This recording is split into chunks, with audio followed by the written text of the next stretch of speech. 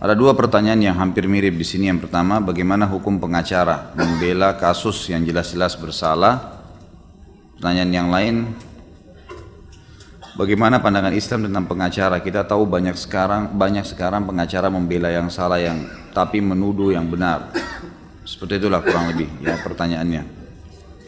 Baik, teman-teman pengacara bisa dapat pahala maksimal, luar biasa sebenarnya. Pekerjaan mereka sangat luar biasa, mulia. Pengacara itu mulia karena dia bekerja untuk mencari kebenaran. Saya yakin teman-teman pengacara pada saat kuliah diajarin bagaimana menghadapi orang-orang zalim. Saya tidak yakin dan tidak mungkin terjadi pada saat lagi kuliah dosennya ajarin bagaimana membela orang yang salah. Benar nggak? Mana pengacara di sini? Masya Allah.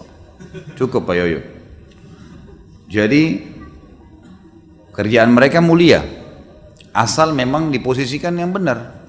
Jangan terima kasus yang jelas-jelas orang salah minta dibela. Karena dia zalim, kita dukung berarti kita juga zalim, kan gitu.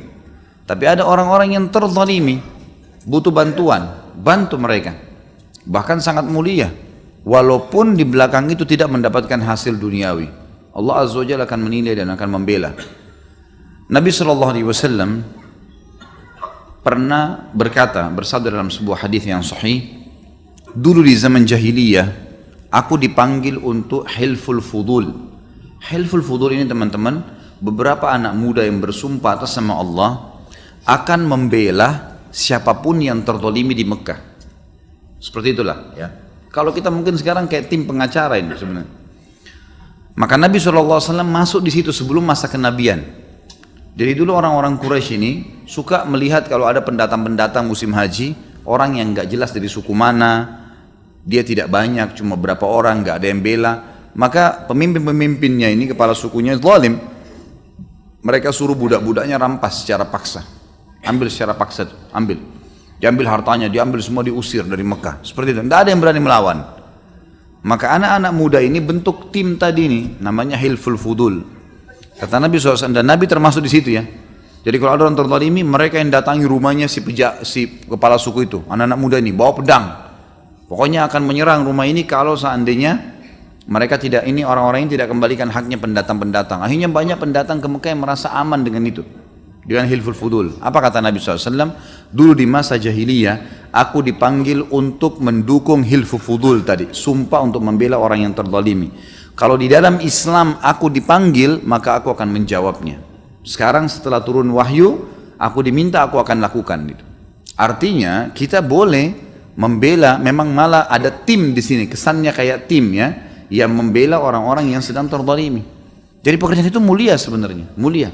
Asal dia tempatkan pada tempatnya. Nah, tapi kalau kayak tadi pertanyaan dua-duanya ini mengatakan, kesannya langsung menyudutkan teman-teman pengacara, mengatakan bahwasanya ya tidak bisa karena mereka membela yang salah. Nah ini pengacara yang salah, nggak boleh memang gitu kan, dia zalim.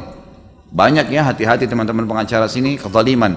Kalau ada orang yang salah lalu kita menyebabkan dia menang, pertama kita membuat manipulasi data. Kita sudah tahu orang salah, tapi kita merekayasa, membuat ya kerangka fikir sedemikian rupa sebuah poin-poin untuk membuat dia menang. Ini manipulasi data, sudah ada dosa. Kata Nabi SAW, man ghasyana falaysa minna, siapa yang menipu kami bukan dari golongan kami. Yang kedua, kalaupun dia buat orang ini menang, maka dia dipastikan orang ini akan memakan sesuatu yang bukan haknya. Ini dosa lain lagi nih.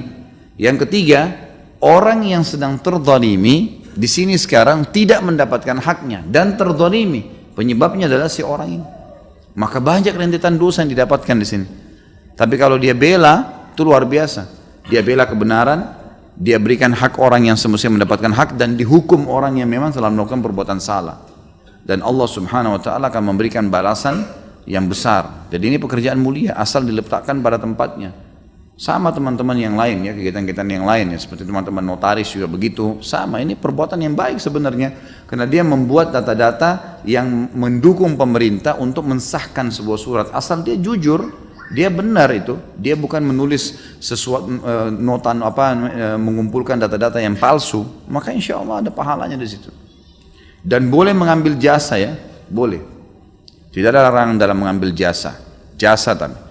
Dan jasa ini memang lebih afdal, lebih jauh dari gharar. Nah, gharar itu merugikan satu dua pihak tanpa ditentukan.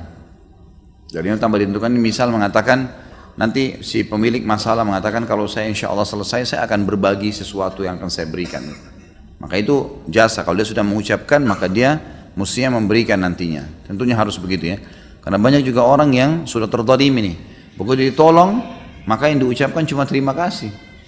Jasanya orang, transportasi, pakai uangnya orang sendiri, fotokopi, hadapin orang, pulsa, telepon orang lain. Kemana caranya?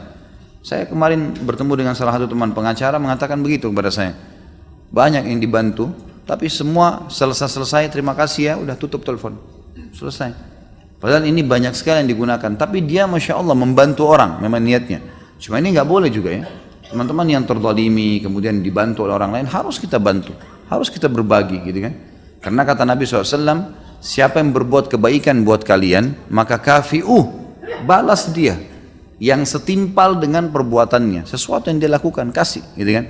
Kalau kalian benar-benar tidak milikin gitu kan, maka ucapkanlah jazakallahu khairan, karena itu akan mencukup. Betul-betul tidak ada ya orang miskin misalnya dipertahankan oleh seorang pengacara ternyata juga kalah, dia nggak bisa kasih apa-apa gitu, maka dia di sini bisa mengucapkan jazakallahu khairan.